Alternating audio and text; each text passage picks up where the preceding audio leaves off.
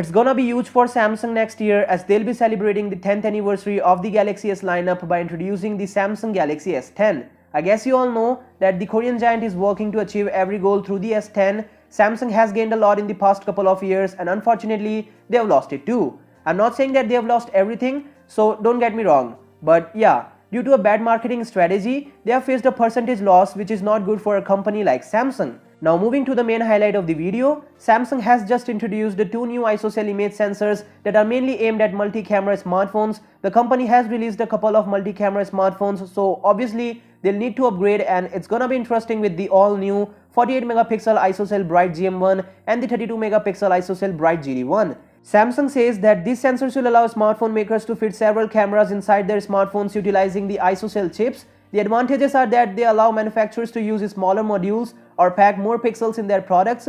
Both the sensors will use ISOCELL Plus and TetraCell technologies. The first one optimizes performance for smaller pixels, while the TetraCell uses 4 pixels to work as one to increase light sensitivity. Samsung also claims GM1 and GD1 to produce 12 and 8 megapixel photos with low light sensitivity, which is pretty impressive.